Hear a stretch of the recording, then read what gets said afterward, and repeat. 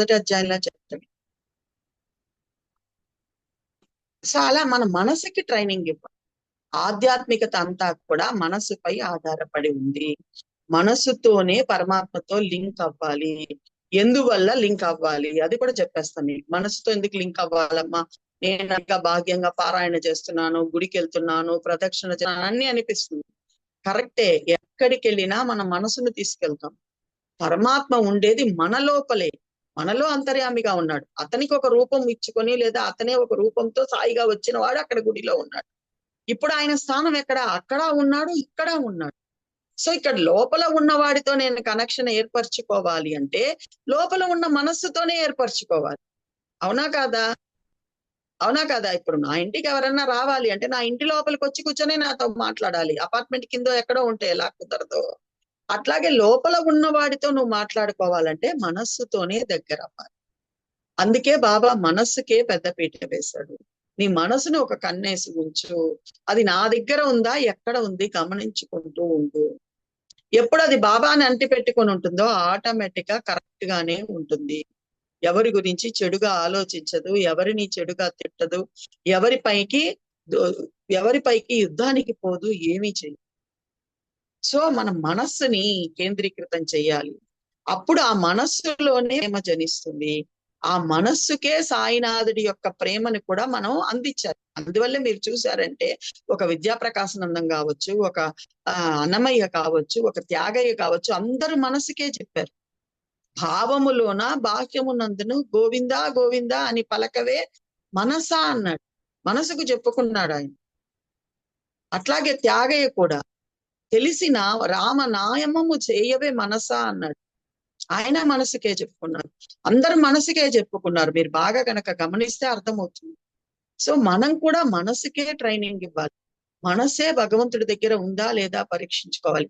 మనసులోనే నేను చూస్తున్న ప్రతిదీ భగవంతుడు ఎక్కడ మనసులోనే నిక్షిప్తం చేసుకోవాలి. అది నేను చూస్తున్న జడ పదార్థమైనా, జీవ పదార్థమైనా, మనుషులైనా, జంతువులైనా అన్ని సాయి స్వరూపమే.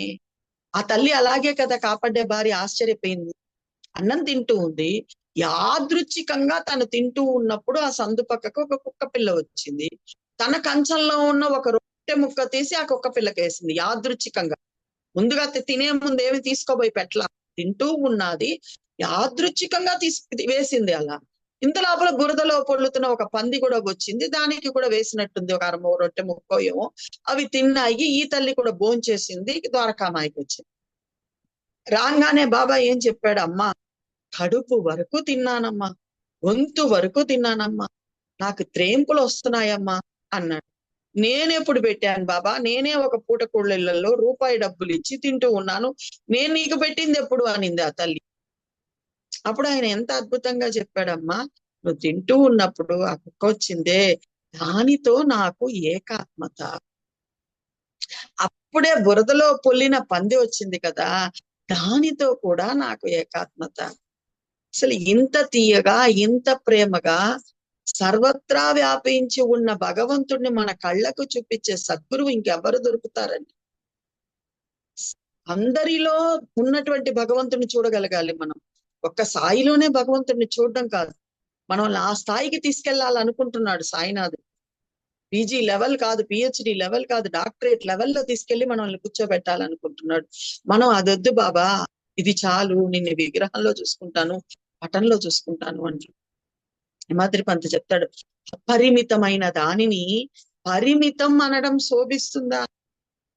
అపరిమితం సాయినాథుడు, అపరిమితంగా ఈ విశ్వంగా విరాజిల్లుతూ ఉన్నాడు.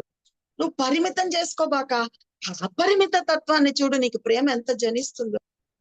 ఎన్ని రకాల చెట్లు, ఎన్ని రకాల పుట్టలు, ఎన్ని రకాల పండ్లు, ఎన్ని రకాల కాయగూరలు. 2 కాయగూరలు ఇచ్చి రోజు వండుకొని తినమని ఉంటే మన పరిస్థితి ఏంటి? ఇసుగుబుట్టిపోదు? ఒక్కొక్కరికి జిహ్వా చేపల్ని ఒక్కొక్క రకంగా పెట్టి ఎన్ని రకాలు, ఎన్ని వివిధ రకాల పంటల వివిధ రకాల పండ్లు, కూరగాయలు. అపరిమితం. సాయి తత్వం అంటేనే అపరిమితం. అందుకనే హిమాద్రి పంత్ చెప్తాడు, అపరిమితమైన దాన్ని పరిమితం అనడం శోభిస్తుంది. సో ఆ పందితో నాకు ఏకాత్మత అన్నాడు. వెంటనే ఆ తల్లి ఎంత ఆశ్చర్యకరమైన మాట చెప్తుందో, దాన్ని అలానే చదవాలండి మనం. నిజంగా మాకు అవన్నీ రమేష్ అన్న నేర్పించినవి. దాన్ని మనం అంతే ఫోర్స్ తో చదవాలి. అంటే నా చుట్టూ ఉన్న కుక్క, పంది మొదలైన జీవులన్నీ సాయేనా, జీవులన్నీ సాయేనా, ఇలా భావించింది ఆ తల్లి. ఆ స్థితికి వెళ్ళింది. తర్కడు వాళ్ళ ఫ్యామిలీలోనే కదా జరిగింది. ఆ స్థితికి వెళ్ళింది కాబట్టి ఆ గొప్ప అనుభవం, తర్కడు వాళ్ళ పుస్తకాలు మీరందరూ చదువుంటారు. ఎటువంటి స్థాయికి వెళ్ళిపోయిందంటే ఆమె, బాబా ఆమెను ఎక్కడ తీసుకెళ్లి కూర్చోబెట్టాడంటే, ఒకసారి జ్యోతిందర్ తర్కడికి దెయ్యం కనిపిస్తుంది. కనిపిస్తుందా లేదా? షిరిడీలో కనిపిస్తుంది. భయపడిపోతాడు. భయపడిపోయి సాయి దగ్గరికి వెళ్తాడు. సాయి దగ్గరికి వెళ్తే, ఏరా దెయ్యం చూసావా అంటాడు. అవును బాబా అంటాడు. అది నేనే పోరా అంటాడు. ఏంది బాబా దెయ్యం నువ్వా అంటాడు. నేనే పోరా అంటాడు. నమ్మడు. సరిపోయి మీ అమ్మని అడగమని చెప్తాడు. వాళ్ళ అమ్మ దగ్గరికి వస్తాడు పరిగెత్తుకొని. ఆ స్త్రీని ఏ స్థాయికి తీసుకెళ్లాడు బాబా చూడండి. ఏం నాన్న అంటే, అమ్మ దయ్యాన్ని చూశానమ్మా నేను అంటాడు. అది సాయి గాక ఇంకేంద్ర, అది కూడా సాయి పొమ్మనిందా. క్యాజువల్ గా చెప్పేసింది.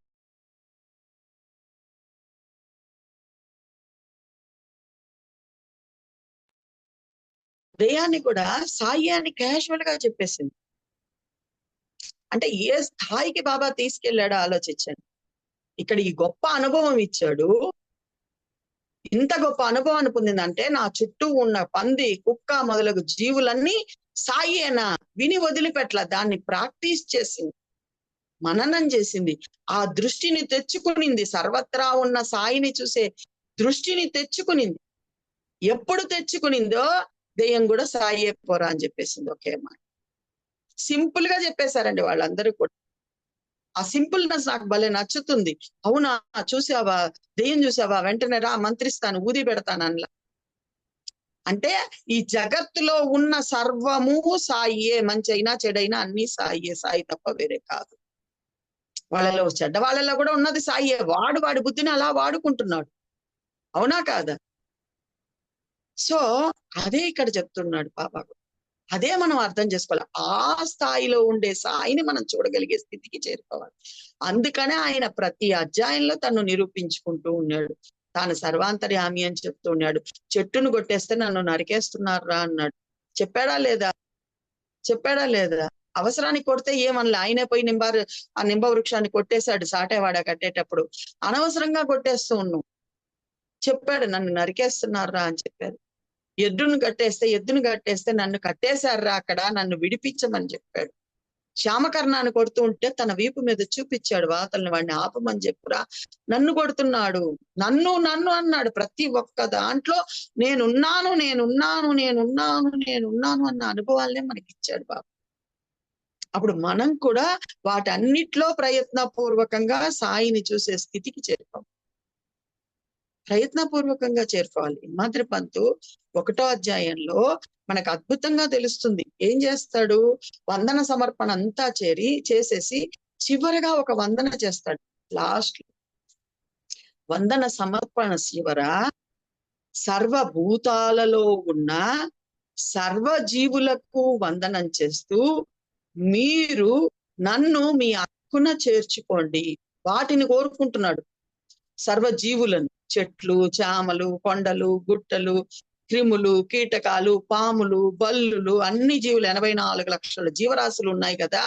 సర్వభూతాలలో ఉన్న సర్వజీవులు, చిన్న క్రిముల దగ్గర నుంచి 84 లక్షల జీవరాశుల్ని ఆయన అడుక్కుంటున్నాడు. మీరు నన్ను మీ హక్కున చేర్చుకోండి. నేను మీలో ఒక్కడినని నాకు అర్థమైంది. ఇప్పుడు అర్థమైంది. ఇన్ని రోజులు నాకేదో 2 కొమ్ములు వచ్చాయి అనుకున్నా. కాదు, మనందరం ఒక్కటే అని అర్థమైంది. మీరు నన్ను మీ హక్కున చేర్చుకోండి. ఎప్పుడు మీరు నన్ను మీ హక్కున చేర్చుకుంటారో, విశ్వం లోపల బయట ఒకే రూపంగా అభేదాత్మగా, 2 లేదండి, అభేదాత్మగా ఉన్న విశ్వంభరుడు ఆనందిస్తాడు. సో మన అందరం ఒకే విశ్వంలోనే ఉన్నాం. ఒకే బ్రహ్మ పదార్థంతోనే తయారయ్యాం. వేరే కాదు మనం. మన అందరిలోనూ అంతర్యామిగా ఉన్నది ఒకే సాయినాథుడే, వేరే వాళ్ళు లేరు. మనం జస్ట్ మన మనస్సు బుద్ధి వల్ల, ఈ చంచలత్వం చపలత్వం వల్ల మనకి తెలియకుండానే చెడు కార్యాలు చేసుకుంటూ వెళ్ళిపోతాం. తత్ఫలితంగా జన్మలను పొందుతూ ఉన్నాం అజ్ఞానం వల్ల. ఈ నేను నాది అనేది అజ్ఞానం. అదే 2వ అధ్యాయంలో బాబా చెప్తాడు, నీ అహంభావాన్ని తీసి నా పాదాల చెంత పెట్టు. ఇలా ప్రవర్తించే వారు ఎవరైనా సరే, వారింట నేను అన్ని విధాల శ్రమిస్తాను. ఒక్క కథా రచనలోనేనా ఏమిటి, వారి ఇంట నేను అన్ని విధాల శ్రమిస్తాను. నేను నాది అనే భావన తీసి ఆయన పాదాల దగ్గర పెట్టేస్తే చాలు. మనం అది పెట్టలేకుండా ఉన్నాం. నేను చేస్తున్నాను, నేను పూజ చేశాను, నేను 7 వారాలు నోము చేశాను, నేను 9 గురువారాలు పూజ చేశాను, నేను 104 పారాయణ చేశాను, 108 సార్లు పారాయణ చేశాను, నేను 1,00,000 నామ జపం చేశాను. ఈ నేను పక్కన పెట్టుకుంటూ ఉన్నాం. ఆయన 2వ అధ్యాయంలోనే మనకి ఇచ్చిన అద్భుతమైన హామీ, నీ సంకల్పం సిద్ధిస్తుంది. ఎప్పుడు సిద్ధిస్తుంది? నీ అహంభావాన్ని తీసి నా పాదాల చెంత పెడితే. నేను చేస్తున్నాను అన్న భావనని తీసి పెట్టేచాలి. కర్తృత్వాన్ని నీ నెత్తినేసుకోకుండా చేయించాలి. నీలో అహంభావం కించిత్తైనా లేకుండా పోయినప్పుడు నీలో ఆయనే సంచరిస్తూ ఆయనే తన పనిని చేసుకుంటానని చెప్తూ ఉన్నాడు. ఈ విధంగా శ్రవణం మననం ఎవరైతే చేస్తుంటారో వారి పనులను వారే సాధించుకుంటారు అంటాడు. చాలా అద్భుతమైన ఓవీలు, చాలా గాఢమైన అర్థం ఉండే ఓవీలు అంటే అవన్నీ. మనం పైకి చదివేస్తాం. ఆయన ఏం కోరుకుంటూ ఉన్నాడు, నీ సంకల్పం ఎప్పుడు సిద్ధిస్తుందని చెప్తూ ఉన్నాడు. అహంభావాన్ని తీసి పక్కన పెడితే సిద్ధిస్తుంది. అటువంటి అహంభావంతోనే వచ్చాడు మన హేమాద్రి పంత్ గారు కూడా. మనందరికీ తెలుసు 2వ అధ్యాయం సంగతి. ఒక బిడ్డని తన దగ్గరికి రప్పించుకోవడానికి మన తల్లి చూపించే ప్రేమ చూడండి. వాళ్ళు 3 స్నేహితులు, 4 యాక్చువల్ గా, ఇంకొక ఆయన పేరు నాకు ఇప్పుడు గుర్తు రావట్లా. వాళ్ళు 4 కూడా ఏ సాధు సత్పురుషుని కలిసినా ఒకరికొకరు చెప్పుకోవాలని అనుకున్నారు. నానాసాహెబ్ చందోర్కర్, దీక్షిత్ గారు, హేమాద్రి పంత్ గారు, ఇంకొక. బాబా ఏం చేశాడు? ఆయన సంకల్పం చూడండి, వీళ్ళ 4 తన దగ్గరికి రప్పించుకోవాలని. 4 ఆయన ఎందుకు రాలేదో, ఆయనకి బాబాతో రుణానుబంధం ఎంతవరకు ఉందో మనకు తెలియదు. బాబా మొట్టమొదట నానాని పిలిపించుకున్నాడు. మనందరికీ తెలుసు నానాని ఎన్నిసార్లు ఆ కులకర్ణికి చెప్పి పంపించి పిలిపించుకున్నారు. నగర్లో ఇంతమంది నానాలుంటే నిన్నే ఎందుకు పిలిచాను నానా, నీకు నాకు మధ్య 4 జన్మల సంబంధం ఉందన్నాడు. అద్భుతమైన ప్రేమభరితమైన మాటలండి. 4 జన్మల నుంచి మన తోడు వస్తున్నాడు, 72 జన్మల నుంచి మన తోడు వస్తున్నాడు, 2000 సంవత్సరాల నుంచి మన తోడు వస్తున్నాడు. అయినా మన పెడబుద్ధులు పోవట్లేదని చింతిస్తున్నాడు, బాధపడుతుంది. అలా మొట్టమొదట నానాని తీసుకొచ్చుకున్నాడు. నానా దీక్షిత్ని తీసుకొచ్చారు. వీళ్ళిద్దరు కలిసి మన హేమాద్రి పంత్ గారికి ఎన్నోసార్లు చెప్తూ ఉన్నారు. అంటే మన తండ్రి తపన ఆ హేమాద్రి పంతుని కూడా రప్పించుకోవాలి. ఎందుకంటే ఆయనకి మన భూత భవిష్యత్ వర్తమానాలు తెలుసు. ఈ రోజు మనం సాయి గురించి ఇక్కడ కూర్చొని మాట్లాడుకుంటున్నామంటే దానికి మూల కారణమైన శ్రీ సాయి సచ్చరిత్రను రాయాల్సిన ఆయన రావాలి కదా. ఆయన రావట్లా. ఎంతసేపటికి దీక్షిత్ చెప్పారు రాలా, నానాసాహెబ్ చందోర్కర్ 1కి 2 సార్లు చెప్పారు రాలా. మొండి పట్టిన బిడ్డని ఎంత ప్రేమగా మన తండ్రి పిలిపించుకుంటున్నాడో చూడ. మొండి పట్టాడు బిడ్డ, ఏం అవసరం గురువుతో, ఏం అవసరం, నేను చదువుతున్నాను కదా. చిన్నప్పటి నుంచి ఆయన స్వయం కృషితో పెరిగిన ఆయన నిత్యం పారాయణలు అన్ని చేస్తున్నారు. ఎవరికి ఏ చెడు చేయలేదు, ఏ రోజు కూడా ఎవరిది ఆశించలేదు. ఆయన గురించి మనందరికీ తెలుసు. కరువు వచ్చినప్పుడు పంచమని చెప్తే కూడా అంత అక్యురేట్ గా, అంత అద్భుతంగా పనిచేసి వచ్చారు. గవర్నమెంట్ జాబ్ లో అంత బాగా చేశారు కాబట్టి అంత హై స్థాయికి వెళ్ళగలిగారు. ఇప్పుడు జాబ్లు కావు అవి, అప్పుడు బ్రిటిష్ గవర్నమెంట్ కింద జాబులు అవన్నీ కూడా. అటువంటి ఆయన్ని పిలిపించుకోవడానికి సాయినాథుడు పడే తపన హేమాద్రి పంత్ గారికి అక్కడ బాంబేలో పని పడేటట్టు చేసి 1 గంట వ్యవధి ఉంటే, ఆ సాయి భక్తులకు కూడా ఎంత ప్రేమ చూడండి. 1 గంట వ్యవధి ఉంటే, మనం ఇప్పుడైతే లాంజ్లు వచ్చేసాయి రైల్వే స్టేషన్ లో, ఏసీ రూమ్స్ ఇచ్చేసారు మనకి. ఇప్పుడు 40 రూపాయలు 70 రూపాయలు కడితే 1 గంట ఉండొచ్చు. మనం ఏం చేస్తాం, అక్కడ వెళ్ళి హాయిగా కళ్ళు మూసుకొని పడుకుంటాం. వాళ్ళ ఆ గంటని కూడా ఎలా సద్వినియోగం చేసుకుందాం, ఏ భక్తుడిని కలుద్దాం, ఎవరికి నా తండ్రి గురించి చెప్తాం, ఎవరిని తీసుకొచ్చుకుందాం బాబా దగ్గరికి. అసలు నానాసాహెబ్ చందోర్కర్ క్యారెక్టర్ చాలా అద్భుతం. 1 గంట వ్యవధి ఉంది. ఆ గంట వ్యవధిలో ఆయన పాటికి రెస్ట్ తీసుకోవచ్చు, అసలే పనుల భారం ఎక్కువ కదా. ఆ గంట వ్యవధిలో అక్కడ దిగి మనిషి చేత కబురు పంపిస్తాడు, హేమాద్రి పంతుని రమ్మని చెప్పు, ఎందుకు ఆయన ఇంకా ఆలస్యం చేస్తున్నాడు, రావట్లేదు మన తండ్రి దగ్గరికి అని మనిషి చేత కబురు పంపిస్తాడు. దానికి ముందే మన హేమాద్రి పంత్ గారికి ఏం జరుగుతుందో, ఆయన ప్రాణ స్నేహితుడు ఒకడు తన కుమారుణ్ణి కోల్పోతాడు. మనందరికీ తెలుసు ఆ విషయం. గురువుని తీసుకొని వచ్చి పక్కన పెట్టినా కూడా కోల్పోతాడు. కర్మబంధం ఎవరికైనా తప్పదండి. మరి గురువు ఏం చేస్తాడని మీరు అడగొచ్చు. ఆయన అనుకుంటే కాలాన్ని వెనక్కి తిప్పేస్తాడు, ఆయన అనుకుంటే సర్వకర్మలను ధ్వంసం చేస్తాడు. ఇవన్నీ చేయకపోయినా ఆ సుఖం గాని దుఃఖం గాని నిన్ను తాకకుండా ఒక వజ్ర పంజరంలా కాపు కాస్తాడు. మనమ్మ తల్లి చెప్తుంది అద్భుతంగా, ఒక ఛత్రం లాగా బయటికి వెళ్తాం, గొడుగు తీసుకెళ్తాం, మంచి ఎండ 50 డిగ్రీల ఎండ మనల్ని తాకదు. ఎందువల్ల? గొడుగు మనకు అండగా ఉంది. మంచి జోరు వాన, గొడుగు తీసుకెళ్తాం, మనం ఒక్క రవ్వ కూడా తడవము. ఎందువల్ల? గొడుగు మనకు అడ్డంగా ఉంది. అట్లాగే మన జీవితంలో వచ్చే సుఖము దుఃఖం కూడా మన మనసుకు తాకదు. ఎందువల్ల? సాయినాథుడు మనకు అండగా ఉన్నాడు కాబట్టి, సాయినాథుడు ఛత్రంలాగా మనకు ఉన్నాడు కాబట్టి. ఆ రహస్యం తెలియలేదు మన హేమాద్రి పంత్ గారికి. అందువల్ల కర్మవశాత్తో విధివశాత్తో ఆ స్నేహితుడు కుమారుడు చనిపోతే గురువుని పక్కనే ఉంచినా కూడా చనిపోయాడే. ఇంకా గురువులతో అవసరం ఏమున్నది?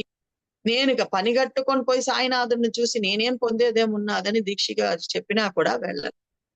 కానీ బాబాకి తన బిడ్డ మీద ఎంత ప్రేమ, తన బిడ్డను రప్పించుకోవాలి, తన వైభవాన్ని చూపించాలి, దాన్ని మళ్ళీ అతను 10 మందికి ఆనందంగా కీర్తన చేస్తూ రాయాలి, తద్వారా ఎన్నో లక్షల మంది బాగుపడాలి.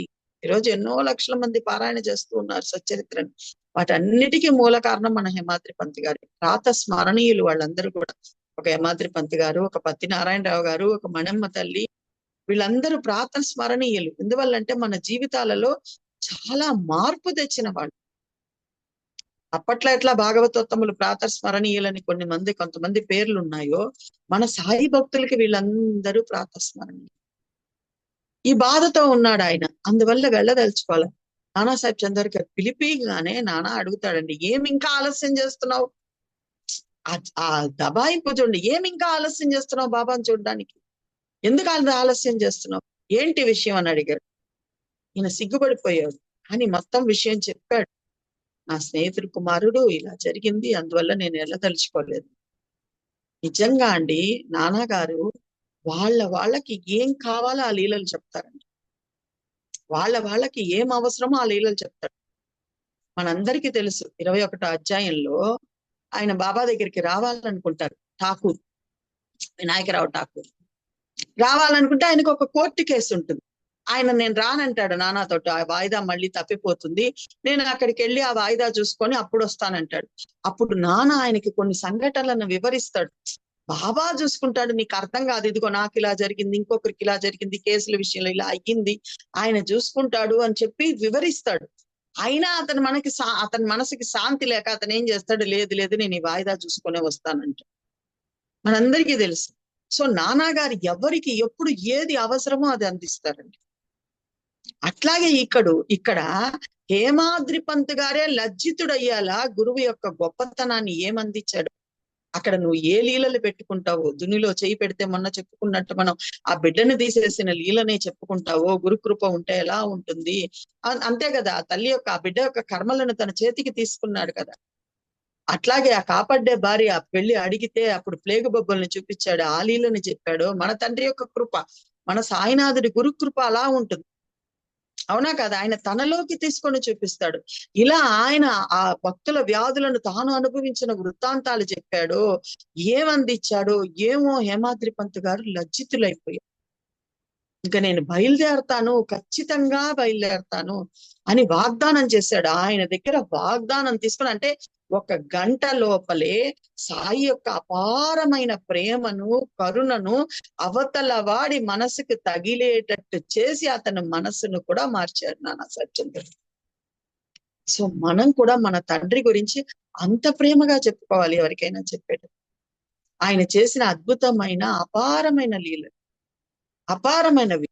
ఒక భీమాజీ పాటలు వచ్చాడు, ఇదే నానాసాహెబ్ చందర్కర్ వల్లే వచ్చాడు. గంటకు 4 సార్లు రక్తం కక్కుతూ ఉన్నాడు. అటువంటి ఆయన బాబా దగ్గరికి వస్తే, ఈ దొంగను ఎందుకు నా మీద పడేసావు శ్యామ అని అడుగుతాడు బాబా. బాబా నువ్వు తప్ప నాకెవరు దిక్కులేరయ్యా అని ఆయన ఎప్పుడైతే పాదాలు పట్టేసుకున్నాడో, కమ్ముగా ఉండు, బుద్ధిమంతులు కలవరపడరు, ఎందుకు భయపడతావు అని ఊరటనిచ్చాడో, ఆ క్షణం నుంచి అతనికి ఆ రక్తం గడ్డలుగా రక్తం కక్కడం ఆగిపోయింది. 4 మనుషులు భుజాన పట్టుకొని తీసుకొని వచ్చి సాయినాథుడి ఎదురుగా కూర్చోబెడితే ఆయన కామ్గా లేచి వెళ్ళాడు నడుచుకుంటూ. ఇటువంటి ఎన్ని అద్భుతమైన లీలలు, గురుకృప గురించిన లీలలు, నీ కర్మలను ఆయన ఏ విధంగా ధ్వంసం చేస్తాడన్న అద్భుతమైన లీలలు నానాసాహెబ్ చందోర్కర్ హేమాద్రి పంత్ గారికి చెప్పారో తెలియదు కానీ హేమాద్రి పంత్ యొక్క మనస్సు మారిపోయి వెంటనే ప్రయాణం అవ్వాలని ఇంటికి వచ్చి సామాన్లు సర్దుకొని బయలుదేరి ట్రైన్ లో ఎక్కారు. వేరే చోటికి వెళ్తే ఒక చోటికి వెళ్ళాలని ఇంకో చోటికి టికెట్ తీసుకున్నారు. మన అందరికీ తెలుసు. దాదర్ వరకు వెళ్లే ట్రైన్ ఎక్కాడు. బోర్బందర్లో దిగాలనుకున్నాడు ఆయన. మన బాబాకు మళ్ళీ మొదలే అనుమానస్తుడు. ఎక్కాడు ట్రైను. ఈ ట్రైన్ బోర్బందర్ దిగితే మన్మాడ్ ట్రైన్ పట్టుకోలేడు. మళ్ళీ ఇంటికి పోతే వీడి మనసు మారిపోతుందేమో. ఆయన ప్రేమ చూడండి ఎట్లా ఉంటుంది. అన్ని చూస్తున్నాడు. ఎక్కడ కూర్చొని ద్వారకామాయిలోనే కూర్చొని చూస్తున్నాడు. అక్కడే ఉన్నాడు. ఇక్కడ జరుగుతున్నవన్నీ ఆయనకి తెలిసిపోతూ ఉంటాయి. వెంటనే ఏం చేశాడు? ఒక ముస్లిం వేషధారణలో వచ్చేసాడు. బాగా ఎత్తైన ఒక ముస్లిం వ్యక్తిలాగా వచ్చేసాడు. వచ్చి ఆ భోగిలో నానా హేమాద్రి పంత్ గారు ఉన్న భోగిలో ఎక్కాడు. ఎప్పుడైనా ఎక్కడైనా ఎలా అయినా ప్రకటన అవ్వగలను చెప్పాడు కదా, ఎక్కేశాడు. ఈయన పెట్టెబేడ పెట్టుకుంటే ఆయనకేమండి ఎక్కడ దాకా ప్రయాణం అని అడిగాడు.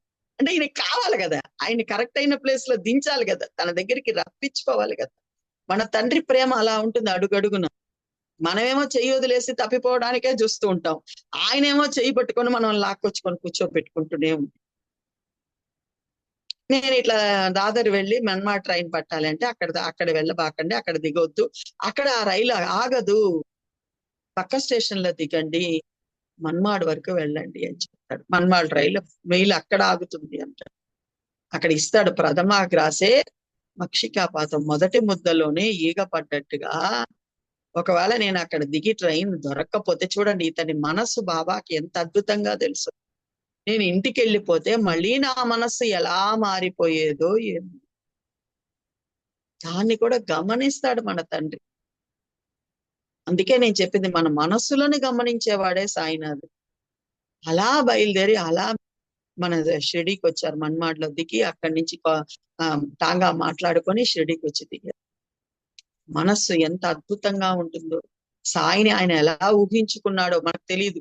హేమాద్రి పంత్ దీక్షిత్ గారు, నానాసాహెబ్ చందోర్కర్ గారు చెప్తే సాయిని ఒక మామూలు సన్యాసిగానో లేకపోతే ఒక జ్ఞానిగానో ఒక ఫకీర్ గానో ఎలా ఊహించుకున్నారో తెలియదు. అక్కడ దిగంగానే దీక్షిత్ గారిని చూశారు. ఆనందం వేసింది. ఇంతలోపల ఆయన నిమన్కర్ గారు పరిగెత్తుకొచ్చి, బాబా అక్కడ వాడా దగ్గర ఉన్నారు, వెళ్ళండి, మళ్ళీ ఆయన వెళ్ళారంటే లెండి తోటకి వెళ్ళారంటే ఆలస్యం అయిపోతుంది, వెళ్ళి దర్శనం చేసుకోండి, ధూళి దర్శనం చేసుకోండి. ఈ ధూళి దర్శనం కూడా మనం చెప్పుకోవాలంటే అద్భుతమైన మాట.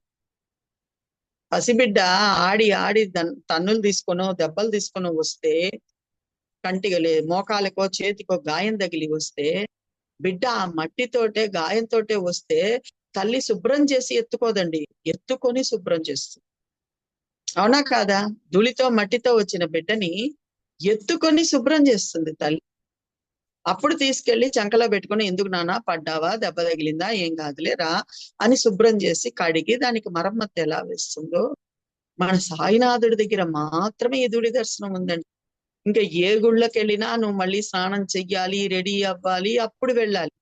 మన సాయినాథుడు, అందుకే నేను ఎప్పుడు చెప్తుంటా, ఫస్ట్ క్లాస్ లో కూడా మీ అందరికీ చెప్పా, ఆయన మన తల్లి. పుట్టింటికి వెళ్ళాక అమ్మ ఉండు కాసేపు ఆగు నేను పోయి స్నానం చేసి వస్తాం అంటామా? వెళ్ళంగానే అమ్మ దగ్గర కూర్చొనేస్తాం, 10 నిమిషాలు మాట్లాడేస్తే తప్ప మనకు ఆనందం ఉండదు. ఆడవాళ్ళకైతే వెళ్ళంగానే అమ్మను అలా హక్ చేసేసుకోవాలి, కౌగులిచ్చుకోవాలి, పుట్టింటికి వచ్చాం కాబట్టి ఆనందం.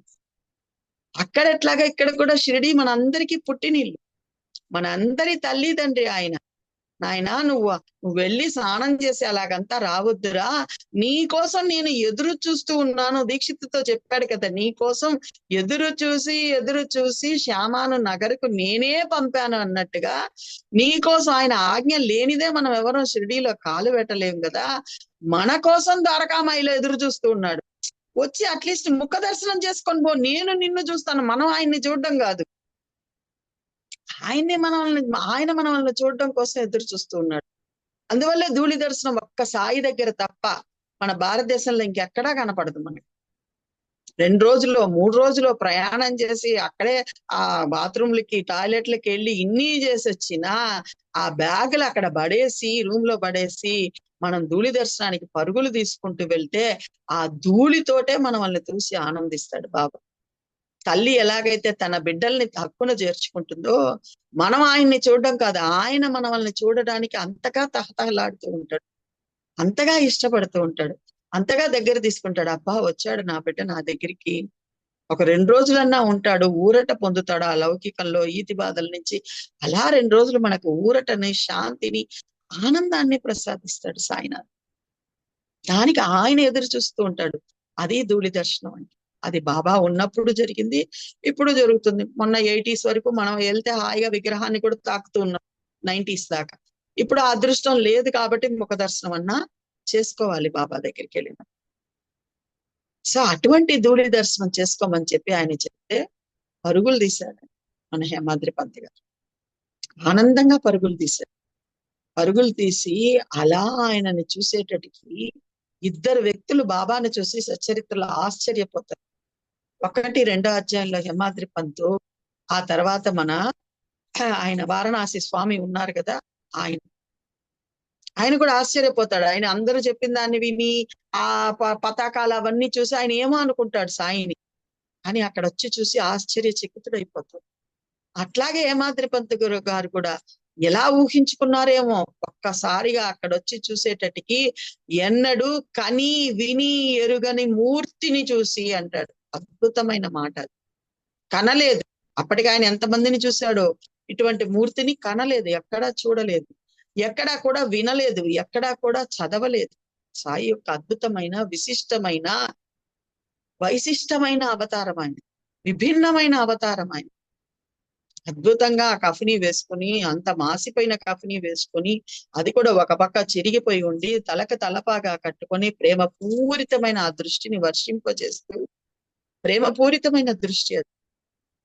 అందుకే చెప్తాడు కదా, నయనాలు సచలాలయ్యాయి, సర్వేంద్రియాలు నిశ్చేష్టమైపోయాయి, అంగ ప్రత్యంగ సుఖానుభూతి కలిగింది అంటాడు. మనం కూడా అలా హాయిగా గోడకు ఆనుకొని, వాడా దగ్గర ఆనుకొని, పక్కన భక్త సమూహం ఉంటే వేణీ మాధవుడు లాగా పాదాలు పెట్టి నిలబడి ఉన్న సాయినాథుడిని అలా దర్శించి, ఆ హేమాద్రి పంత్ లాగా వెళ్ళి ఆ పాదాలు అలా జవురుకునేస్తే మనకు కూడా అంగ ప్రత్యంగ సుఖానుభూతి కలుగుతుంది, అద్భుతమైన దర్శనం కలుగుతుంది. హేమాద్రి పంతే చెప్తాడు చాలా అధ్యాయులు, 13వ అధ్యాయంలో, 20వ అధ్యాయంలో, ఇంకో చోట అంతా ఆయా ఆయా ప్రదేశాలలో మనం ఈనాటికి కూడా ఆ ప్రదేశాలను మనసులో భావన చేసుకొని ఆ సాయినాథుడిని దర్శిస్తే అపరిమితమైన ఆనందాన్ని పొందుతాం. సో ఆ మనసులో అద్భుతమైన ఆ స్వరూపాన్ని ముద్రించుకున్నాడు. ఎవరి ద్వారా అయితే ఇటువంటి సుఖం, ఇటువంటి ఆనందం కలిగిందో వారికి నేను ఆజన్మాంతం రుణపడి ఉంటానన్నాడు. అంటే నానాసాహెబ్ చందోర్కర్కి, దీక్షిత్ గారికి ఆజన్మాంతం రుణపడి ఉంటాను. అద్భుతమైన సాయి దర్శనం చేసుకున్నాడు. ఆయన నయనాలంతా సజలాలైపోయినాయి, కళ్ళ వెంట నీళ్లు కారిపోతూ ఉంది. ఆయనకు అసలు ఏమీ తెలియటం లేదు, కంఠం గద్గతమైపోతూ ఉన్నది, శరీరం అంతా రోమాంచితమైపోతున్నది. అటువంటి అద్భుతమైన దర్శనం బాబా మొదటి దర్శనంతోనే అందరినీ ఫ్లాట్ చేసేస్తాడండి. అటువంటి ప్రేమ స్వరూపుడు. ఇప్పుడు ఆ 6 అడుగుల సాయిమూర్తిని చూస్తుంటేనే మనకు అంత ప్రేమ కలుగుతుంది. మరి సజీవంగా ఉన్న సాయిని చూసి అనుభవించిన వాళ్ళ భాగ్యం ఎంత గొప్పదో. మనం కూడా ఏమి తక్కువైన వాళ్ళం కాదు. హేమాద్రి పంత్ చెప్తాడు, పాలు లభించకపోయినా మజ్జిగతో సరిపెట్టుకుందాం అంటాడు. అంటే నువ్వు కూడా భావన చేస్తే మనస్సులో, అందుకే ఇందాక నేను మనస్సు గురించే మీకు చెప్పుకుంటూ వచ్చాను, మనస్సులో ఆ దృశ్యాన్ని అలా భావన చేసుకుంటే అటువంటి అద్భుతమైన అంగ ప్రత్యంగ సుఖానుభూతిని మనం అందరం కూడా పొందగలుగుతాం. అంత అద్భుతమైన ఆనందాన్ని పొందిన తర్వాత కూడా వాడాకు రాగానే మనస్సు ఎలా పోయిందో చూడండి.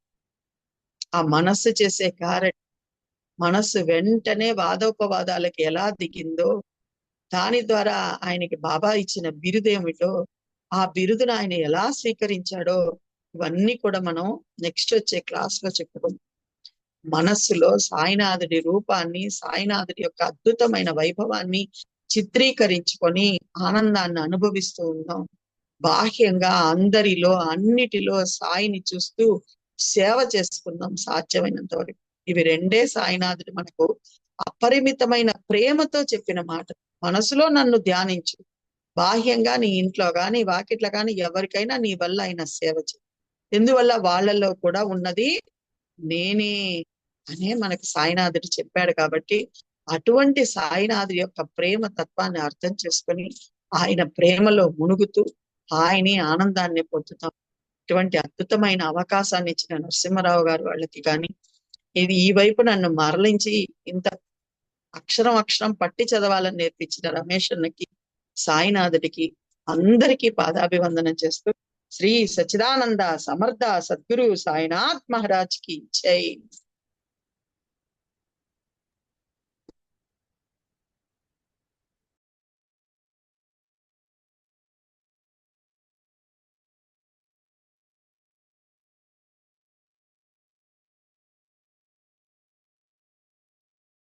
ఈరోజు లక్ష్మీ నరసింహారావు గారు వాళ్ళు మిర్యాలగూడలో ఉన్నారన్నారు కదా. కొంచెం ఎవరికన్నా ఏదన్నా మాట్లాడాలన్నా ఏదన్నా చేయాలన్నా కొంచెం హ్యాండ్ రైజ్ చేయరా?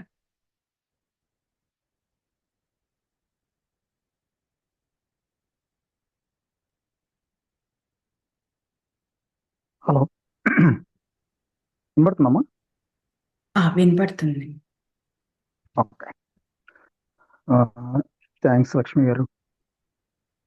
చాలా చాలా విషయాలు బాగా చెప్పారు. ఇది ఎక్కువ సరే. అపోహ అనుకోకపోతే, ఈరోజు అపోహ అనుకోకపోతే, మీరు ఏమైతే పాయింట్లు చెప్పారో ప్రతిదీ ఈ రోజు పొద్దున్నే డిస్కషన్ జరిగింది మా ఫ్రెండ్ భీమాజీ పాటిల్ గురించి. కానీ నిజమమ్మా చెప్తున్నాను, అందుకే కళ్ళం నీళ్ళు వచ్చేసినాయి. మీరు చూసారు కదా, అవును. ఇదే సేమ్. ఇంకొకటి, భీమాజీ పాటిల్ గురించి మీరు ఒక మాట చెప్పారు. ఆయన ఆఖరికి చనిపోయే దశకు వచ్చేస్తాడు ఆ క్షయవ్యాధితో. నానా అవునండి. చంద్రకర్ని సలహా అడిగితే ఆయన చెప్తారు, షిరిడీలో సాయిబాబా అనే ఔలియా ఉన్నారు, మీరు అక్కడికి వెళ్ళి ఆయన దర్శనం చేసుకోండి. ఒక్క హింట్ ఇస్తారు అక్కడ, గట్టిగా పాదాలు పట్టుకో.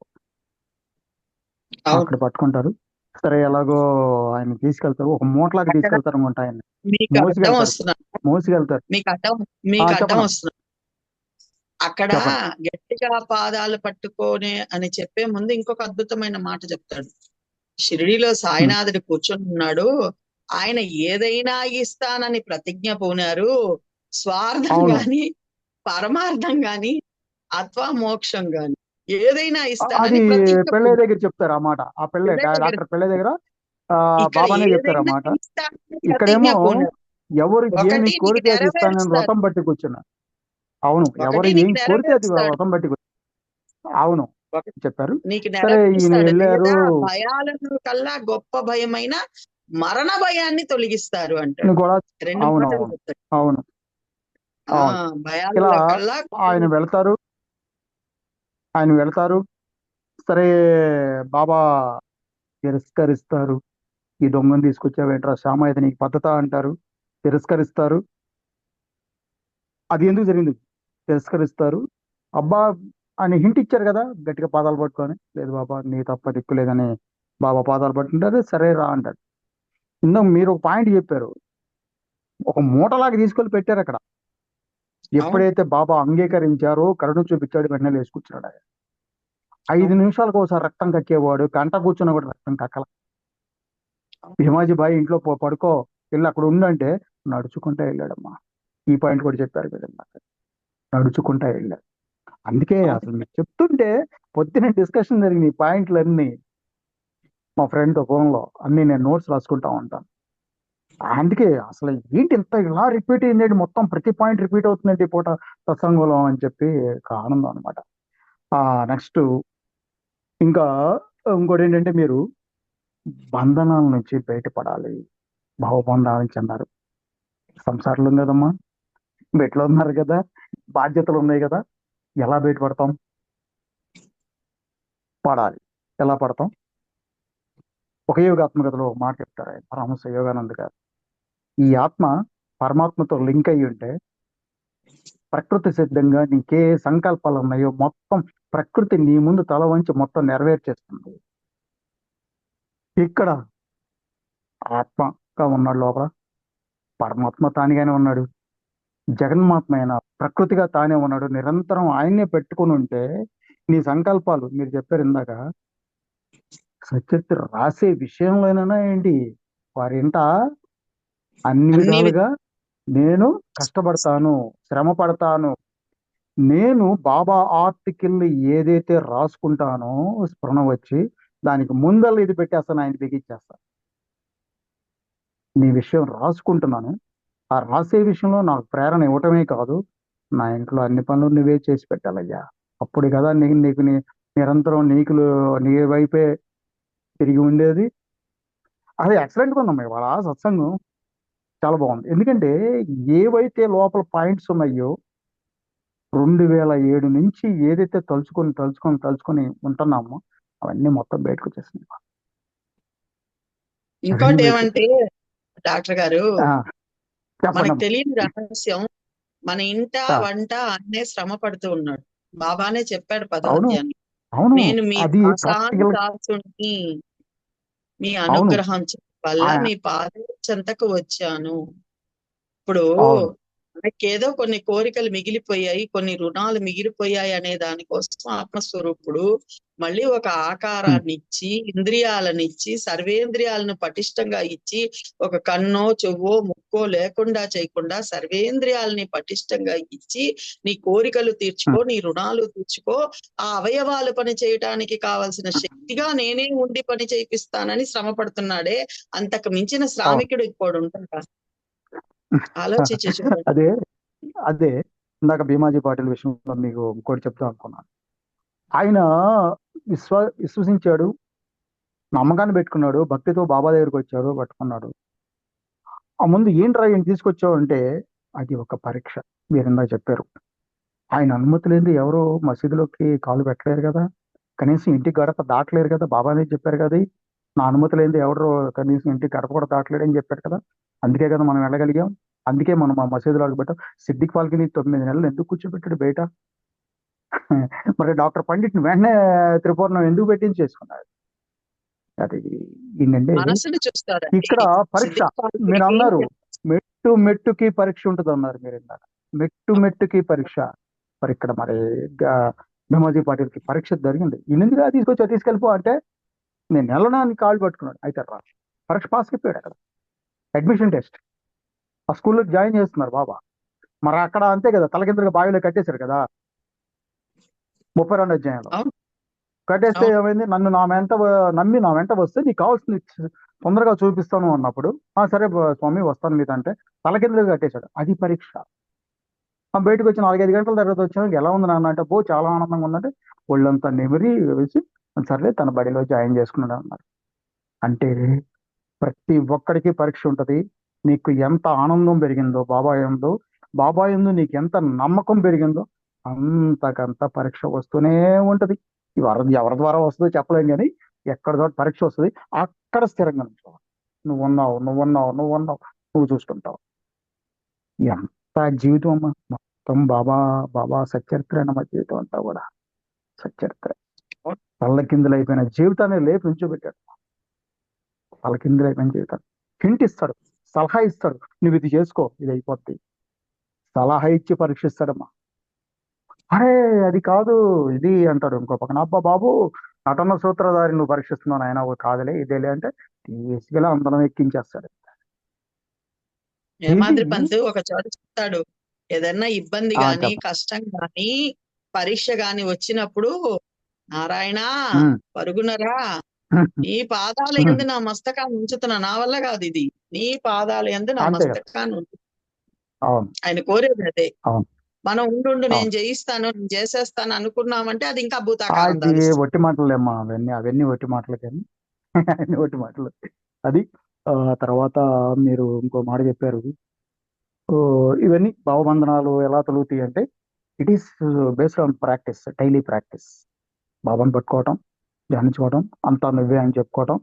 దాని ద్వారా ఆయన మనకి ఇంటిలో ఎలా కష్టపడుతున్నారు, మన పనులన్నీ మన ప్రేమేమిలాగా ఎలా నెరవేరుతున్నాయి అని డైలీ అబ్జర్వేషన్ అంటే గాని అప్పుడు ఈ భగవంతాల నుంచి బయటపడతావు, నువ్వే చేస్తున్నావు అని ఒక స్థిరత్వానికి వచ్చి అలనాటి నేను భక్తులు వదిలేస్తాను. అలనాటి భక్తులు అదే చేశారు మల్లేశ్వరరావు గారు.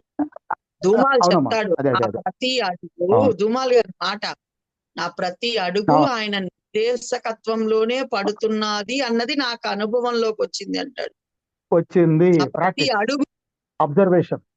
అబ్జర్వేషన్. ప్రాక్టీస్, అబ్జర్వేషన్ ఉంటేనే అది జరుగుద్ది. అబ్జర్వేషన్ లో అది ఎప్పుడైతే తెలుసుకోగలిగాడో, మీరు ఇందాక చెప్పినట్టు భావబంధాలు, నేను నెరవేర్చాలి, నేను చదవాలి, చెప్పాలి అన్నది తొలగిపోయి సత్సంగత్వే నిస్సంగత్వం. అప్పుడు నిస్సంగత్వం వస్తుంది. నిస్సంగత్వే నిశ్చల స్థితి. అప్పుడు నిశ్చల స్థితి వస్తుంది. ఎప్పుడు అనుభవం వచ్చినప్పుడు, అబ్జర్వేషన్ లో కుదిరినప్పుడు. నిశ్చల స్థితి నిర్మోహత్వం. అప్పుడు మోహం పోతుంది. ఇవన్నీ ఆయన నెరవేరుస్తున్నాడు అన్నప్పుడు, వాటి కోసం వీటి కోసం మనం అక్కడ పాటుపడక్కర్లేదన్నప్పుడు నిర్మోహత్వం పోతుంది. అప్పుడు జీవన్ ఎప్పుడైతే నిర్మోహత్వం పోయిందో జీవన్ముక్తి కూడా వస్తుంది. ఇంకేముంది, ముక్తి అంటే ఏముంది? ఇంకెప్పుడు ఆయనతో ఓ తదేకమై ఆయనే ఫ్రెండ్ గా ఆయన్నే భావించుకుంటూ, నన్ను ఎవడు పలకరించలేదు, నన్ను ఎవడు మాట్లాడలేదు, నేను ఇంత మీరు అంతా చెప్పారు, ఎన్ని రోజు రిపీట్ అయ్యే భావనలమ్మా. ఇవాళ మీరు చెప్పిన సత్సంగం మొత్తం కూడా కొన్నాళ్ళుగా మాకు రిపీట్ అవుతున్న సంభాషణ. ఇవన్నీ కూడా అందుకే అంత ఆనందం కలిగింది. తర్వాత ధూళి దర్శనం గురించి బాగా చెప్పారు. తర్వాత ప్రతి దానిలోనూ తాను ఉన్నాడు అనే దాన్ని మనం కరెక్ట్ గా ఇంకా బాగా తెలుసుకోవాలంటే, నా ఉద్దేశం 25 రూపాయల గురించి తెలుసుకో. 29 అధ్యాయంలో 25 రూపాయల గురించి ఖచ్చితంగా తెలుసుకోవాలి. అప్పుడు కానీ ఆయన అసలు సృష్టి కార్యం అంటే ఏంటో తెలిసి, ఈ సృష్టిలోంచి మాయ ఎలా వచ్చింది, మాయలోంచి గుణాలు వచ్చినాయి, గుణాల్లోంచి పంచభూతాల్లోంచి మొత్తం అన్నీ వచ్చినాయి.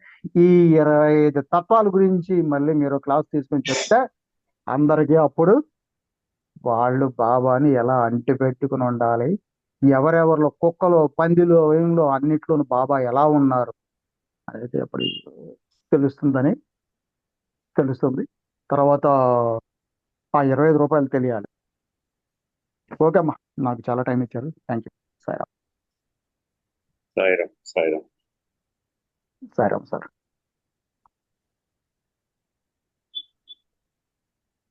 చెప్పండి సదాశివ గారు. చెప్పండి సార్.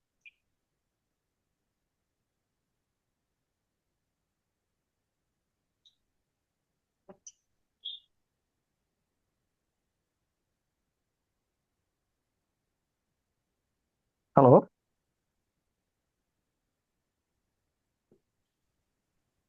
మాట్లాడట్లేదు అనుకుంటా అండి. సదాశివ్ అమ్మా. సదాశివ్ గారు మాట్లాడట్లేదు అనుకుంటా. ఓకే అమ్మా. లేదమ్మా, ఇంకెవరన్నా లేదు. మాట్లాడమనండి. లేదు. సాయిరామ్. సాయిరామ్ అండి. సాయిరామ్ సార్. అది చెప్పండి సార్. ప్రాబ్లం అయిందండి, cell phone. Okay okay. Sairam. ఇంకా ఎవరికన్నా ఏమన్నా క్వశ్చన్స్ కానీ ఏమన్నా మాట్లాడతారండి?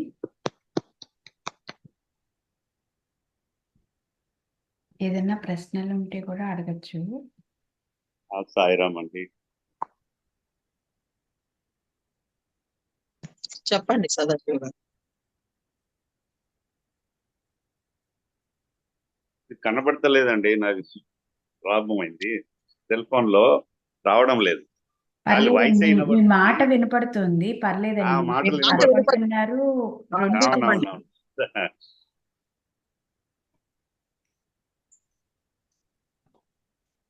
చాలా విపులంగా చెప్పారండి. చాలా ధన్యవాదాలు. బాబాకి కూడా కృతజ్ఞతలు. మీరు చెప్పినాయన్ని కూడా మీకు కూడా కృతజ్ఞతలు చెప్తున్నామండి. మనందరం బాబాకి చెప్పుకుందాం. మనందరికి అందించేది ఆయన. అవునవును, అదే అందు గురించే బాబా కృతజ్ఞతలు. మీకు కూడా మనకి శాంతి మంత్రం ఒకటి ఉంటుంది, సహనా భవతు సహనౌ గుణత్తు అని. దానికి అర్థం ఎవరికి తెలియదు. గురు శిష్యులు ఇద్దరు చెప్పుకునే మంత్రం అది. మన ఇద్దరం కలిసి చెప్పుకుందాం, మన ఇద్దరం కలిసి చదువుకుందాం. మన ఇద్దరికి వీర్యాన్ని, స్థైర్యాన్ని, జ్ఞానాన్ని ఇచ్చేవాడు పరమాత్మే అని. అలాగే ఇక్కడ ఈ నోరు చెప్తున్నా, ఆ నోరు వింటున్నా, బహమాద్రి పంత్ చెప్తాడు కదా, వక్త శ్రోత సాయి కాక మరి ఎవరు. అంతే, మనందరికి అందించేది సాయినాథ్. సాయినాథుడే. ఆయన కృప వల్ల నేను కూడా దీంట్లో పాల్గొనగలిగాను. ఆయన కృపనే కదా. అవును, ఖచ్చితంగా.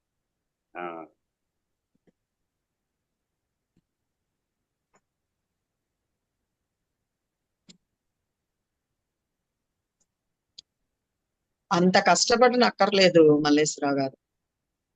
ప్రతి ఆ ప్రతి పనికి కూడా ఒక అక్షరం తగిలించుకుంటే చాలు. హేమాద్రి పంత ఆ అక్షరం తగిలించుకొని ఉన్నాడు. మీరు సచ్చరిత్రను పరిశీలిస్తే అర్థమవుతుంది. సాయి నాచే రచయింప చేశాడు అంటాడు. సాయి నాచే రచయింప చేశాడు. అప్పుడు నిద్ర లేచింది మొదలు మనం కూడా సాయి నాచే చేయింప చేశాడు, నడిపింప చేశాడు, మాట్లాడింప చేశాడు, తినిపింప చేశాడు, తాగింప చేశాడు, నిద్ర పోనింప చేస్తున్నాడు. ఆ పా అనే ఒక్క ఏకాక్షరం కలుపుకుంటే అహంకారం, అహంభావం నిర్మూలమైపోతుంది. నేను చేసుకున్నది మీకు అందిస్తుంది. ఏ కార్యమైనా పా ఒక్కటి పక్కన మనం అంత వల్ల అరిషడ్ వర్గాలు ఇంకోటో లేకపోతే అయ్యో నేను సాయి ఉన్నాడని లేదా గమనించుకుంటున్నా, ఇవేమి వల్ల ఈ పా అనే అక్షరం తగిలించుకుంటే చాలు. నా చేత మాట్లాడింప, పారాయణ చేయింప, శ్రవణం చేయింప. చెవికి చెవిగా ఆయన లేకపోతే మనం ఏం వినగలం? వినలేం కదా. ఆ చెవికి చెవిగా ఉంటున్నవాడే ఆ అర్థాన్ని కూడా లోపలికి మనకి గ్రహింపు చేయించకపోతే ఆ అర్థాలు మనకు అర్థం కావు కదా. సో వినిపింప, అర్థం చేయింప, ఆనందం కలిగింప అన్ని చేసేది ఆయన. ఇది మీరు 32వ అధ్యాయం చివరి గనక చూస్తే అద్భుతంగా హేమాద్రి పంత్ గారు అనుభవించింది మనకు తెలుస్తుంది. స్వ ఆనంద భోక్త కూడా మీరే అంటాడు.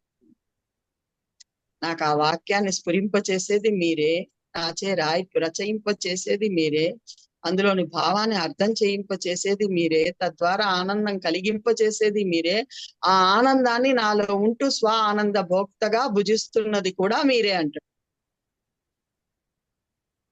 అందువల్లే 20వ అధ్యాయంలో తానే నేనుగా నిర్విశేషంగా అంటాడు. 15వ అధ్యాయంలో నా సాధనలో రహస్యంగా ఉన్నదాన్ని చెప్తాను, ఈ విశ్వమంతా నేనే, ఇంకేది లేదు అంటాడు. ఒక సామాన్య గృహస్థుడు 55 ఏళ్లకి 5 మంది పిల్లలతో ఉద్యోగం విరమణ అయ్యే సమయంలో సాయి దగ్గరికి వచ్చిన వాడు అనుభవించిన అనుభవాలు మనలాంటి గృహస్థుడే, మనలాగా బాధ్యతలు ఉన్నవాడు. ఈ పా తగిలించుకుంటే భవబంధనాలు తొలగిపోతాయి. Simple technique. అహంభావం, అహంకారం రెండు పోతాయి. జస్ట్ పా యాడ్ చేసుకోవాలి ప్రతి పనిలో, అంతే. నేను చేస్తున్నాను అనేది పోయి ఆయన చెయ్యి పింప పా, అంతే.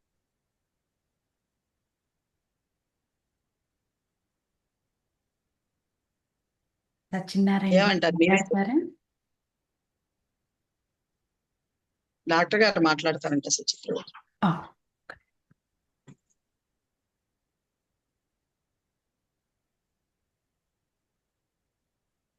ఆ, అదే లక్ష్మి గారు చెప్పేది. ఇదంతా కూడా ప్రాక్టీస్. అంతే. ఆ ఆ పా ప్రాక్టీస్ ఒకటి మీద యాడ్ చేసుకుంటే చాలు. ఆ ప్రాక్టీస్ మీద తర్వాత దాన్ని మనం గమనించడం ద్వారా, ఆ లైఫ్ జర్నీ ఎలా ఉంది, బాబాతో ఎలా ఉంది అనేది గమనించడం ద్వారా ఈ అభిప్రాయం ఎప్పటికైతే వస్తుందో మీరు చెప్పిన పా అనేది అప్పుడు వస్తుంది. ఆ పా పా అక్షరం యాడ్ అప్పుడు చేసుకోండి, అవన్నీ ఎంత వచ్చేస్తాయి. పా ముందు యాడ్ చేసుకోండి. అదే ముద్ద ముద్దకి సాయినామం అంటాడు. ఓకే ఓకే, అంటే ఏంటి? ఆ అలాగే నోట్లో అలాగే. ముద్ద పెట్టాను నమలడానికి, మింగడానికి కారణం ఎవరు? ఆయన లేకపోతే మింగింప చేయలేడు కదా, అయిపోయింది. చనిపోయిన అవును, వ్యక్తికి నీళ్లు పోసినా లోపలికి పోవడం లేదు కదా. ఓకే అలాగే. ఆ పా ఇందాక మీరు అపరిమితం అని కూడా చెప్పారు. ఆ అపరిమితమైన దాన్ని పరిమితం అని ఎలా చెప్పగలం అన్నది. ఇదే మనకి భగవద్గీత శోభిస్తుంది. 3వ అధ్యాయం చెప్పండి. భగవద్గీత 3వ అధ్యాయం 10వ శ్లోకంలో కూడా వస్తుంది. అపరిమితం, అధికాధికంగా పొందండి దాన్ని. యజ్ఞము ఆయనే చెప్తాడు, యజ్ఞం ఆయనే అవుతాడు, మొత్తం అదే. బాబా చెప్పేది కూడా అదే. అసలు భగవద్గీతలో ఏవైతే చెప్పారో అవన్నీ కూడా సచ్చరిత్రలో ప్రాక్టికల్ గా వచ్చాయి. మీరు ఇందా చెప్పారు, స్వార్థం కానీ పరమార్థం కానీ అథవా మోక్షం కానీ ఇచ్చే సమర్థుడు నేను ఉండగా నీవెందుకు చావును కోరుకుంటా ఉంటాడు డాక్టర్ పెళ్ళయ్యతో. ఇదే విషయం మనకి 9వ అధ్యాయంలో 22వ శ్లోకంలో వస్తుంది. అర్ధార్థి, సంపద కావలసిన వాడు, ఆపద నుంచి రక్షణ కోరేవాడు, జ్ఞానాన్ని కోరేవాడు, జ్ఞాని. ఇదే అక్కడ చెప్పారు బాబా కూడా. ఇది ఇలా చెప్పుకుంటూ పోతే ఏదైనా సత్సంగంలో కూర్చుంటేనే ఇవన్నీ తెలుస్తాయి. పదం పదం బట్టి చదువుతూ అర్థం చేసుకుంటూ పారాయణ చేస్తేనే అర్థం అవుతాయి. అది దేవుకి ఆ, బాబా గారు చెప్పినట్టుగా పదం పదం అర్థం చేసుకుంటూ చదివిన దాన్ని పక్కవాడితో పంచుకో. ఇప్పుడు మీరు ఇంత చెప్పారు, దాన్ని మన వాళ్ళందరూ కూడా పంచుకుంటే బాగుండేది. ఆ, పంచుకోవాలని కోరిక. ఈ రకంగా మనం శ్రవణం చేసాం. ఇప్పుడు వరకు మీరు చెప్పిందంతా శ్రవణం చేసాం. ఈ పంచుకోవడం ద్వారా మననం చేసుకుంటున్నాం. సబ్జెక్ట్ని మననం చేసుకుని దాన్ని నిధిధ్యాస ఇది లోపల పెట్టుకొని దాని మీదే శ్రద్ధ పెట్టి దాన్నే ఆలోచిస్తూ ఉండి మళ్ళీ పారాయణ చేస్తూ ఉంటే అర్థాలు తెలుస్తూ ఉంటాయి. ఇందులో మీరు చెప్పారు, అర్థాలు వాటంతటమే ప్రకటన అవుతున్నాయి. శోధన ఆగిపోయింది. చాలా మంది చెప్తారు అన్వేషణ చేయాలంటే ఏంటి అన్వేషణ?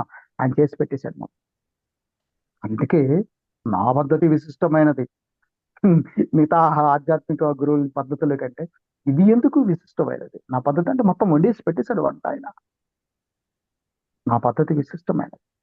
ఎంత మన విశిష్టమైనది? మన కొంతమంది మనసు ఇంత ఈజీ అంటే కొంతమంది 50 రూపాయలు, కొంతమంది 50 రూపాయలు, కొంతమంది 100 రూపాయలు, కొంతమంది 150 రూపాయలు అయితే ఇది శాంతం 600 రూపాయలంత విశిష్టమైనది. మరి వేగమో 10 జన్మలు చదురయ్యా అంటే 10 రోజులు లేకద్దాం అంత వేగం. ఆహా, నీ అగ్ని ముందు తృణం వల్ల నీ ముందు నువ్వు ఎదురుపడితే కాలిపోవాలిగా, అంతుందా అంటే అంత నమ్మకం ఉందా? ఎవరు మదరాజీ భజించాలి అంటే అంత స్పీడ్. నువ్వు ఎంత నమ్మకం రత్నాకర్ గారు పెట్టుకుంటే అంత ఒక్కసారి స్పీడ్. మాట్లాడతారంటండి, ఒక్క నిమిషం. ఓకే అమ్మా, రైట్ రైట్ రైట్ రైట్. అందరికి సాయిరామ్. సాయిరామ్. అందరికి సాయిరామ్. మరి సాయిరామ్ సార్. ఈరోజు సాయిరామ్ అందరికి సాయిరామ్.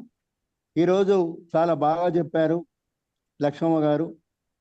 మనసు గురించి చాలా చాలా బ్రహ్మాండంగా మరి చెప్పడం జరిగింది. అన్కండిషనల్ లవ్ గురించి, సర్వాంతర్యామి తత్వం గురించి కూడా చాలా బాగా చెప్పారు. అలాగే తల్లి వేరును నరుకుట కాండం కాదు కొమ్మలు కాదు అని దాని గురించి చాలా బాగా వివరించారు. ప్రేమ ఉండడం వల్ల దయ జాలి కలుగుతాయి. మరి దీన్నే మనము అలవాటు చేసుకోవాలని బాగా చెప్పారు. మరి ఏ విధంగా అయితే పూర్వాకీద బంధన దాన్ని గురించి కూడా మీరు చాలా బాగా మరి ఎక్స్ప్లెయిన్ చేశారు. గురునామాన్ని మనసుకు అందించుట, దాని ద్వారా అసలైన ఆనందాన్ని పొందడం, దీని గురించి చాలా బాగా వివరించారు. దీంతో పాటు ప్రాతస్మరణీయం, ఇది కూడా చాలా కొత్తగా వెరైటీగా మంచి పాయింట్ చెప్పారు మీరు. ఇదే కాకుండా ధూళి దర్శనం గురించి కూడా మీరు చాలా కొత్త పాయింట్ చాలా బాగా చెప్పారు. ఇవే కాక చివరిగా ప్రేమ మరియు సేవ, ఈ రెండే మరి మన నుండి బాబా వారు కోరే దివ్యమైన, అంటే ఆయన మనసుకు నచ్చింది ఇవే అన్నమాట. ఈ రెండు మన నుండి వారు ఆశించేది ఈ రెండే. దీని గురించి చాలా బాగా ఎక్స్ప్లెయిన్ చేశారు మేడం. సాయిరామ్. సాయిరామ్ సాయి. చాలా బాగా అనిపించింది ఈరోజు. అబ్బా అప్పుడే అయిపోయింది ఆ టైం అనిపించింది మీరు అంతే చెప్తుంటే. బాబా సాయి కథా తీరంలో కూర్చుంటే కథలకు కొదవ అన్నట్టు సమయం కూడా అలా వెళ్ళిపోతుంది. సముద్ర తీరంలో కూర్చున్నట్టే సాయి దగ్గర కూర్చుంది. సమయం ఎలా వెళ్ళిపోతుందో తెలియదు. ఎందువల్ల అంటే ఇక్కడ మనంగా ఉంటాం అంతే. ఆ బంధాలు బంధుత్వాలు ఏమీ ఉండవు. చెప్పండి సత్యనారాయణ గారు.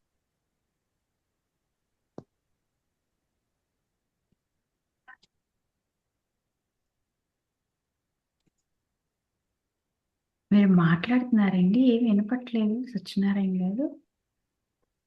తెలియలేదు. సత్యనారాయణ గారు మాట్లాడుతున్నారా? లేదండి, మాట్లాడట్లేదు. ఆ, చూస్తున్నాం. ఏమైనా చెప్తారా? ఆన్ చేసి. ఏం లేదండి, బాగా చెప్పారు మీరు. థ్యాంక్స్, సంతోషం.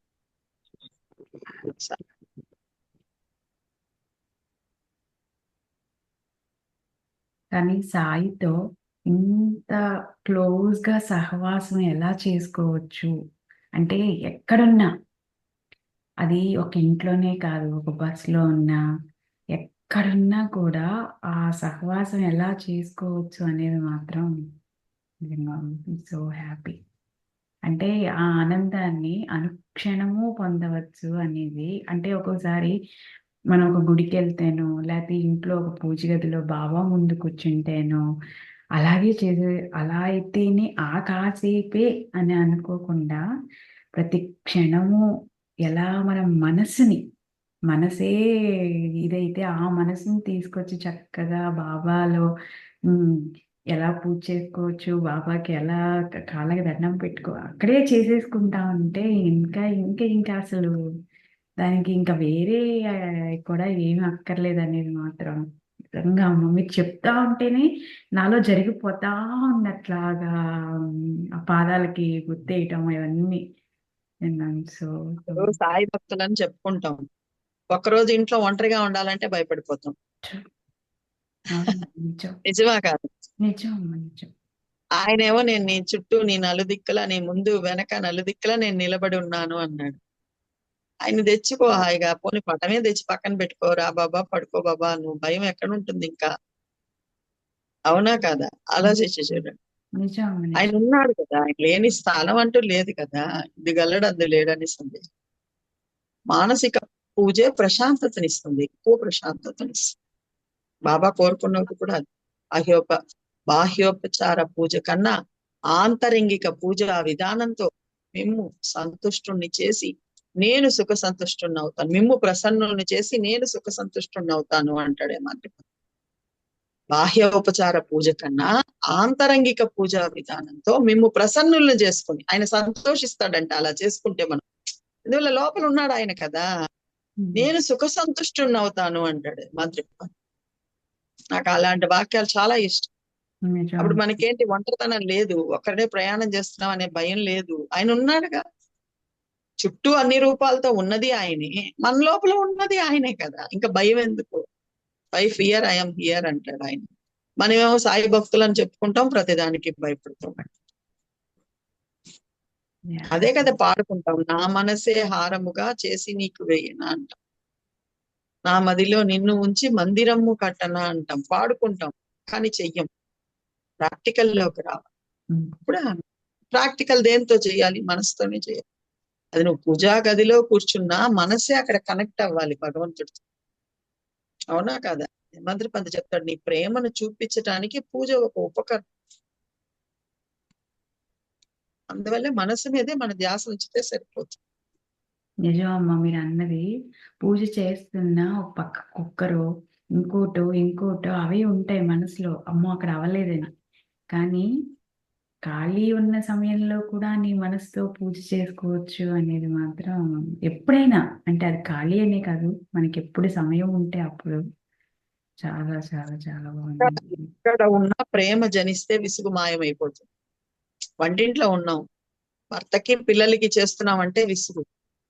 బాబాకు వండుతున్నాం, ఆయనకి పెట్టాలి కాబట్టి చేస్తున్నాను, ఆయన కోసం వండుతున్నాను. ద్వారకామాయిలో ఆయన 100 మందికి చేశాడు కదా, నేను నలుగురికే చేస్తున్నాను కదా. ఏంది బాబా, అది కూడా నీ శక్తితో చేస్తున్నా, ఆయన లోపల శక్తిగా ఉన్నాడు కదా అని ఆయన పట్ల ప్రేమ నువ్వు చేయిస్తున్నావా నా చేత? పా, అందుకే నేను చెప్పింది పా అనే. ఎప్పుడు ఆ ప్రేమ జనించిందో విసుగు మాయమైపోతుంది. నా ఇల్లు చిమ్ముకుంటున్నానంటే విసుగు, ద్వారకామాయి చిమ్ముతున్నానంటే బాబా ఉన్నాడంటే అది ద్వారకామాయేగా. విసుగు ప్రేమ జనిస్తుంది, విసుగు మాయమైపోతుంది. అందుకే మంత్రి పంతు 24వ అధ్యాయంలోనూ ఇక్కడ ఒక చోట చెప్తాడు, కరెక్ట్ గా అధ్యాయం ఇప్పుడు నాకు గుర్తురావు.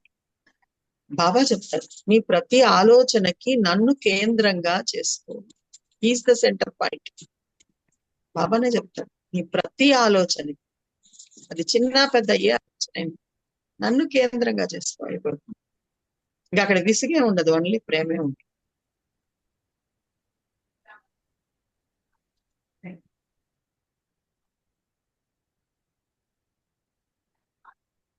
సరే మీ వాళ్ళకి క్లోజ్ చేసుకుందాము.